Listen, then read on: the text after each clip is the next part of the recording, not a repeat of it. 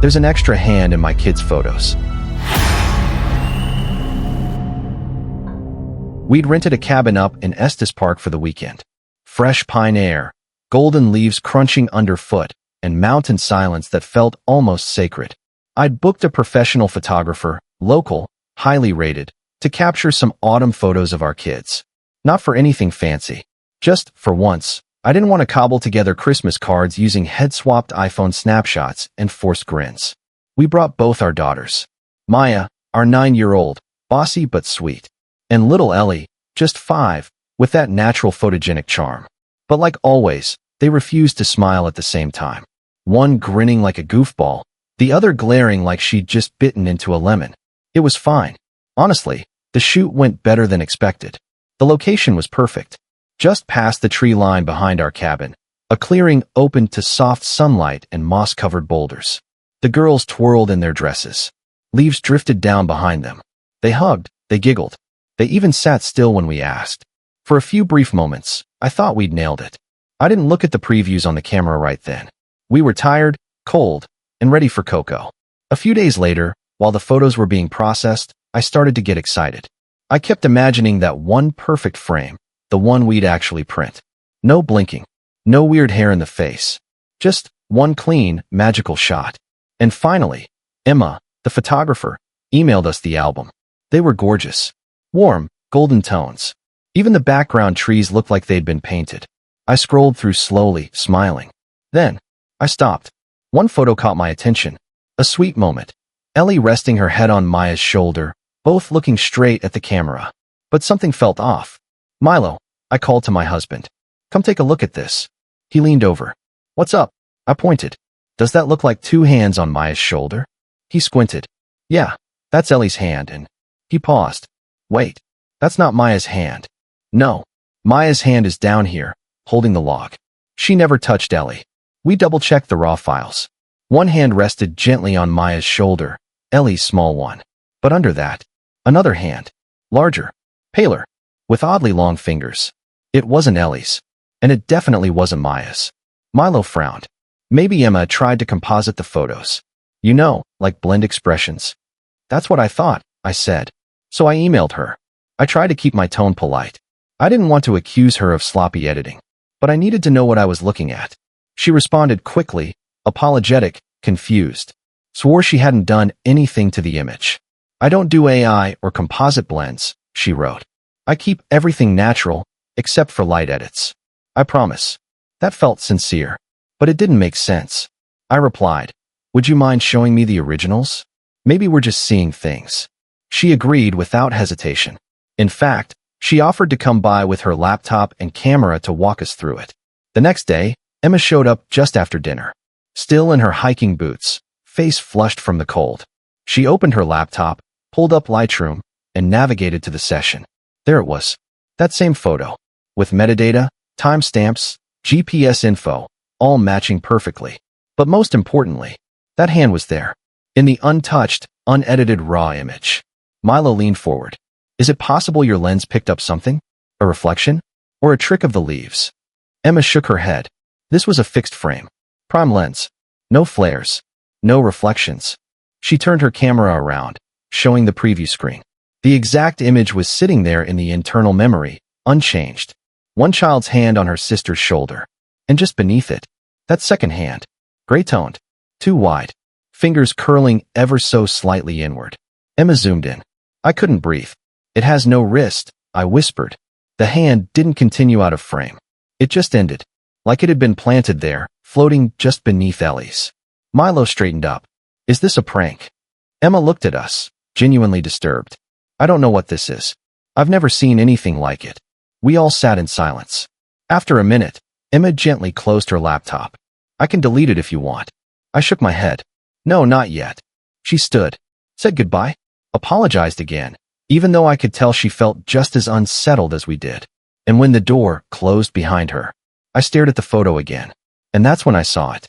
A different shot, taken later in the session. This one showed Maya with her arms fully wrapped around Ellie, both smiling. But on Maya's hand, 2 fingers rested lightly on her wrist.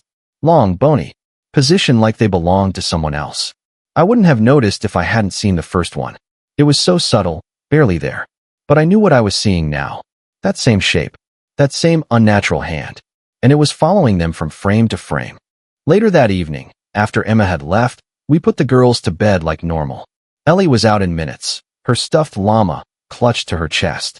Maya tossed and turned a little longer, asking questions we couldn't answer.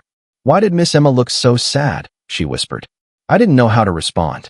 So I just kissed her forehead and said, "She's just tired, sweetie. Go to sleep." Then we headed back downstairs. The fireplace crackled softly. The scent of pine smoke filled the cabin. It should have felt cozy, comforting, but I couldn't shake the feeling. Milo flipped through the remaining photos again, one after another. The girls smiling, leaves falling. Everything looked perfect until it didn't. Because that wasn't the only photo. There were at least 4 more where the hand appeared. Sometimes it was small, just 2 fingers touching the hem of Maya's dress.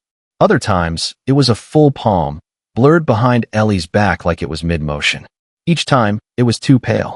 The skin was wrong, dry, cracked, like something that hadn't seen sunlight in years. And most disturbing? It was always in contact with one of our children. Always touching. Milo stood up suddenly. "I think we need to delete these. All of them." I didn't answer. I just stared at the screen, my throat tightening. "I mean it," he said. "If this is some AI glitch, fine. If not." He hesitated. "If not," I said softly, "then what?" He didn't answer. He just shut the laptop. We sat in silence for a long time. Long enough for the fire to die out. Eventually, we headed to bed. Neither of us spoke. I tried to sleep, but couldn't. My mind kept drifting. To that moment earlier. To Emma's face when she zoomed in on the second hand. To the way her voice faltered when she said, "I don't know what this is." At some point, I must have dozed off. I woke up suddenly. The cabin was pitch black. No moonlight, no glow from the fire. Just darkness. For a moment, I didn't know why I was awake. Then I heard it. A sound. A soft, dragging noise, like something sliding across the floorboards. I sat up slowly. Milo was still beside me, breathing steady. But the sound wasn't coming from our room. It was upstairs, where the girls were. I moved quickly, bare feet hitting cold wood as I crept toward the stairs. Each step creaked under my weight. The sound was fainter now, quieter, but still there. A dragging, a brushing, like fingers over rough wood. I reached the top of the stairs and paused. The hallway was dark, but not silent. Something was breathing. Low, rhythmic, wet. It was coming from Maya's room. I pushed the door open slowly. Moonlight spilled in through the window, and I saw her, Maya, curled on her side, one hand flung out over the edge of the bed, and just below her mattress, a hand, gripping her wrist. My body went cold. It wasn't Milo. It wasn't me. And it wasn't Ellie. The fingers were too long, too thin, knuckles swollen like knots in wood. It squeezed once, then let go, vanished beneath the bed. I rushed forward, heart in my throat, and turned on the lamp. Nothing. No hand. No movement. I dropped to the floor, checked under the bed. There was only a stuffed animal and a pair of fuzzy socks. That was it. But I'd seen it. I know what I saw. I scooped Maya into my arms. She didn't stir, just whimpered and nestled closer. I held her for a long time. Then I woke Milo. He didn't laugh. Didn't tell me it was a dream. He just stared at me, his jaw clenched. "I need to check the others," he said, already moving. He looked under Ellie's bed, her closet, the bathroom. Nothing. We sat in the hallway until sunrise. Later that morning, we tried to act normal. Made pancakes, poured juice, pretended nothing had happened. But I couldn't stop watching the girls. Watching their arms, their backs, their hands, looking for contact, looking for signs. Then, during cleanup, I noticed something on Maya's wrist. 4 small marks, like bruises, tiny ovals, arranged in a perfect curve, like fingertips. I called Milo over. He stared at them for a long time before saying anything. "Could be from sleep," he offered. "Maybe she rolled over onto a toy." "Then where's the toy?" I asked. He had no answer. We didn't bring it up with the girls. But that night, I couldn't sleep again. And sometime around 2 a.m., I got out of bed. Not to check the kids. To check my phone. I opened the security cam app. We had 4 cameras around the cabin. Front door, back patio, driveway, and living room. I scrolled through the footage from yesterday. Nothing unusual. The 4 of us returning from the shoot. Walking up the path. Laughing. Jackets half zipped. Then I saw it. I paused the video. Zoomed in. There on my shoulder. A hand. Resting gently. Deliberately. But Milo wasn't near me. He was holding Ellie's hand. And Maya was behind me, kicking pine cones. This hand. It didn't belong to anyone in our family. I sat frozen on the couch, the image still glowing on my phone screen. My own shoulder. My own back. And a hand. Resting there. Lightly. Casually. Like it belonged. But it didn't. Milo was holding Ellie. Maya was chasing a butterfly behind us. There was no one else. I rewound the video. Watched it again. We walked up the path. I smiled at something. Turned my head. Laughed. And just as I turned, the hand shifted. It moved with me, keeping its place, sliding slightly with the motion of my shoulder. I didn't feel it. Not at the time. But now, I felt it in my bones. I woke Milo again. This time I didn't whisper. Get up. He blinked, groggy. What? Just get up. I showed him the footage. At first, he didn't see it. Then he did. He blinked. Sat up straighter. Rewound the clip. Zoomed. His jaw locked. That's not me, he said quietly. I nodded. He didn't say anything else. He just got up, grabbed his coat, and stepped outside with the flashlight. I followed. The cold hit me hard. It was deathly still outside. Not even wind in the trees.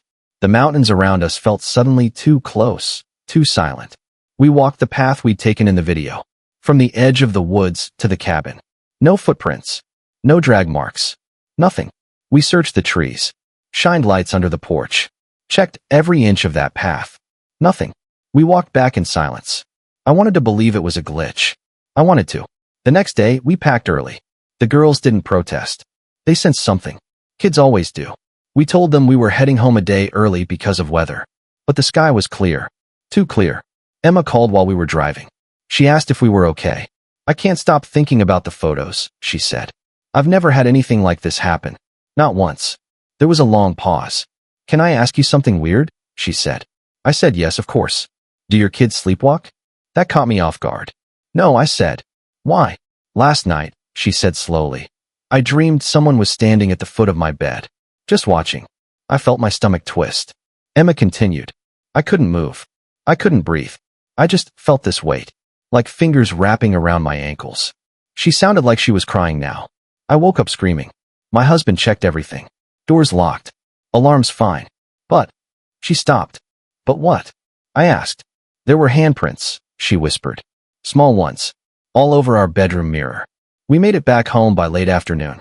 Tried to slip back into routine. Dishes. Homework. Baths. Everything felt artificial.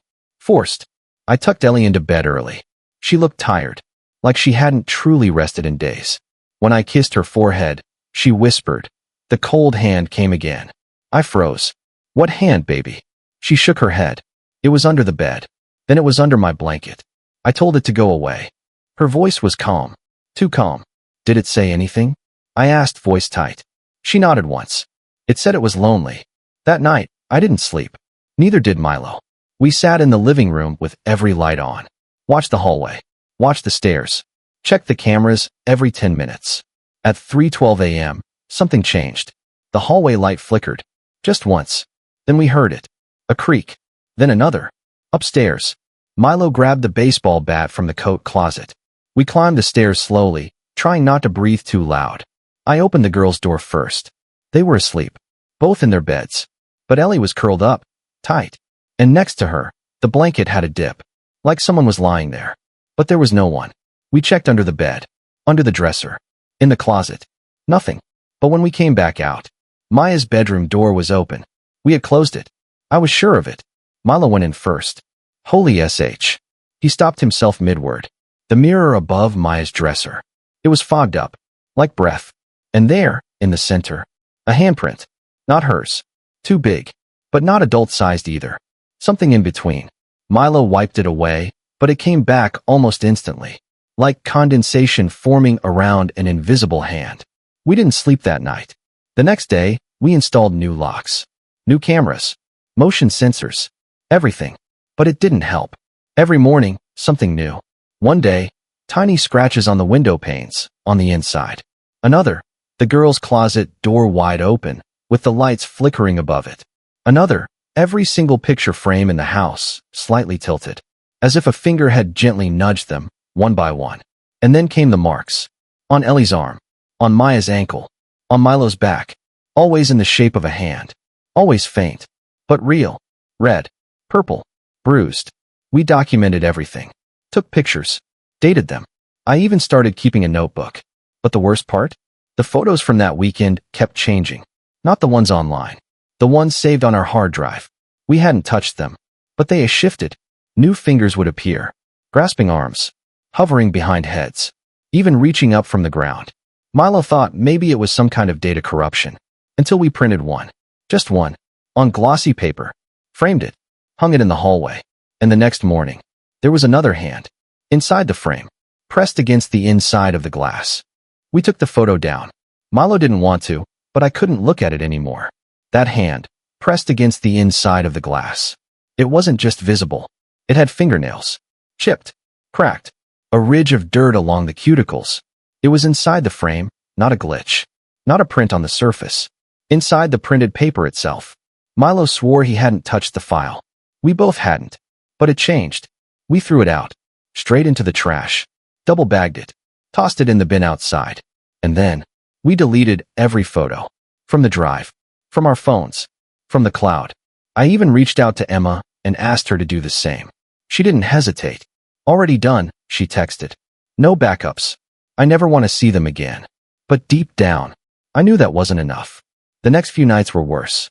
At first, it was just shadows. Soft movement in the corners of rooms. Not enough to prove, but too real to ignore. Then, it was the whispering. Low. Breathless. Sometimes right next to my ear. Sometimes over the baby monitor. Milo tried to stay rational. Tinnitus. Drafts. Electrical issues. But he stopped saying that the night we both heard it. At the same time. A voice. Faint. Just one word. Stay. We were in the hallway. Neither of us talking. Yet the voice came from between us. No source. No mouth. Just that single, pleading word. On the fourth night, Ellie woke up screaming. Maya came running to our room. She says her arm hurts. We ran in and saw it. Ellie clutching her forearm, tears streaming down her cheeks. Red marks. Fresh. 5 of them.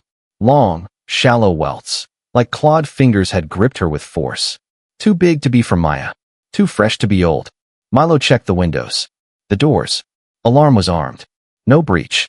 No sign of an intruder. But there was something new. A small, muddy handprint. Pressed onto the inside of Ellie's bedroom window. And it was on the second floor. No ladder. No ledge. Just mud. Fingers. And silence. We took the girls to my sister's house the next day. Didn't tell her everything. Just that we needed space. She didn't ask questions. She always had a sixth sense about these things. Back at home, it felt different. Not calmer. Just exposed. Like whatever was here didn't have to hide anymore. Like it was stretching out now that the kids were gone. Milo and I started sleeping in shifts. One of us awake at all times. But by night 3, that broke down. We were both just too tired. And that's when it happened. I woke up to the feeling of fingers on my neck. Cold. Thin. Deliberate. I bolted upright. But there was nothing. No one. Milo was snoring gently beside me. But I know I didn't dream it. I got up. Washed my face. Tried to shake it off. When I looked in the bathroom mirror, my skin was red. 4 marks on one side of my neck. The 5th, just barely visible under my jaw. They didn't hurt. But they burned into me. Not physically. Emotionally. Like a signature. That morning, I finally broke. I went back through my notebook. Every mark. Every whisper. Every shift in the photos. There had to be something we missed. Some clue. And then it clicked. The clearing. Where we took the photos. I went online and searched for anything related to that area. Old legends. Accidents. Obituaries. Anything. And I found it. A blog post. From 12 years ago. Titled, The Girl in the Pines. It was written by a hiker named Landon Pierce. He'd been exploring the same area, just beyond the cabins. He mentioned a strange circle of stones. Said it felt unnaturally quiet there. Said he saw something. A shape. Crawling just beneath the pine needles. He left the area and never returned. But someone had commented. A local. They wrote. That's where they found her. Little Becca. Went missing in '98. Took 3 days to find her. They said her arms were torn. Her fingers were gone. They buried her near there, I think. Some say she never left. I read it 3 times. And every hair on my body stood on end. I printed the post. Showed Milo. He didn't speak for a full minute. Then he said, "We need to go back." I stared at him. "What?" "To the clearing. We need to see it again. There's something there. We just got away from it." He looked at me, exhausted, sunken. "But what if this isn't about the cabin?" he said. "What if it followed us?" My mouth went dry. Because, deep down, I already knew it had. We went the next morning. Left the girls with my sister again. Drove back to the mountain. Back to the edge of the woods. We parked near the ranger station. Hiked into the trees. The deeper we went, the quieter it got. No birds. No wind. Just silence. Eventually, we found it. The clearing. The soft moss. The ring of stones. Exactly like we remembered. But now, there was something new. A small, weather-worn teddy bear, half buried under the leaves. Its arms were missing. Milo crouched. Pulled it free. And underneath, fresh prints. Tiny. Childlike. Leading into the forest. But they didn't walk away. They dragged. As if the child couldn't walk at all. As if she was crawling. We stood there, staring at the trail of tiny prints. They looked recent. Fresh impressions in the damp pine needles. But no heel. No clear foot shape. Just the drag of fingers. Like someone, or something, had crawled away from the bear, using only their hands. "I don't like this," I said. Milo didn't answer. He just followed the trail. I wanted to scream at him. Tell him to stop. To go back to the car. To leave this place and never look back. But I followed him anyway. The tracks led deeper into the trees. The light dimmed. Branches closed in above us. The silence was unbearable. And then, they stopped. Right at the base of an old, twisted pine. Its trunk was wide and blackened. Charred almost. Like it had been struck by lightning, but never fallen. Milo stepped closer. And saw it. Etched into the bark. A small handprint. Burned into the wood. Delicate. Perfect. Too small to be ours. Too intentional to be nature. We didn't speak. We just backed away, slowly. Not running. Not yet. But then, we heard it. From somewhere behind us. Soft. Slow. Scraping. Like something pulling itself across the forest floor. We turned. There was nothing. Just the trees. And the sound. Getting closer. Milo grabbed my hand. "Don't look back." We walked. Fast. Then faster. I couldn't breathe. Couldn't think. But I heard her. The whisper. Right behind me. "I'm cold." We made it back to the car. Doors slammed shut. Milo turned the ignition. And for a second, nothing. Then the engine roared to life. We didn't speak the whole drive home. Just sat in silence. Holding hands. Not because it was comforting, but because we needed to know exactly where each other was. We picked up the girls the next morning. They were fine. Laughing. Like nothing had happened. For the first time in weeks. They looked rested. I wanted to believe it was over. That we'd left whatever it was behind. But that night, as I was folding laundry, I found something in Ellie's coat pocket. A pine needle. Fresh. Still green. Still sticky with sap. And her coat hadn't left the city. Then came the drawings. At first, just normal kid stuff. Hearts. Stars. Trees. Then one day, Ellie handed me a crayon sketch. "Me and my friend," she said proudly. I looked down. 2 girls. One had blonde curls. A pink dress. Clearly Ellie. The other had no face. Just a blank oval. And too many fingers. I kept my voice steady. "What's her name?" Ellie smiled. "She doesn't have one." "Where did you meet her?" "In the woods." My stomach dropped. "Sweetheart, we don't live near woods." Ellie shrugged. "She finds me anyway." I started documenting everything again. Every whisper. Every odd light. Every mark on the walls. We tried cleansing the house. Sage. Salt. Prayers. Even a local medium. She lasted 6 minutes before leaving, pale and trembling. "There's something here," she said. "But it doesn't want to leave." I asked her what it wanted. She looked at Ellie, who was humming to herself in the next room, then back at me, and said nothing. We moved 3 months later. New house. New state. Nothing near forests. No pine trees. No cabins. Just suburbs. Concrete. We didn't tell anyone why. We just left. And for a while it helped. No whispers. No photos changing. No handprints. Until last week. I was going through old storage boxes in the garage. Stuff that had followed us through the move, but never got unpacked. And at the bottom of one of them, I found it. The photo. The one we threw out. The one with the hand behind the glass. Except, it wasn't cracked. Or dirty. Or torn. It was clean. Glossy. Pristine. And someone Not me. Had written something on the back. In smudged crayon. Just 4 words. Thank you for looking. That night, I checked on the girls again. Habit by now. Ellie was asleep. So was Maya. I stood in the doorway, watching them breathe. And that's when I noticed it. A shadow. Not mine. Not Milo's. In the corner of the room. Crouched. Still. Just watching. I didn't move. Didn't speak. I just stared. And it lifted its hand. Slowly. And held up 5 fingers. Not waving. Not threatening. Just counting. Or waiting. I don't know how long I stood there. Eventually, I blinked. And it was gone. Sometimes, late at night, I think back to that first photo. The one where Maya hugged Ellie and smiled at the camera. The one with the hand, just beneath theirs. And I wonder, what would have happened if we never noticed? What if we'd looked past it? What if we never asked the questions? I think that's what she wanted all along. To be seen. To be touched. To be invited in. And now? Now that she's here, she's not going anywhere.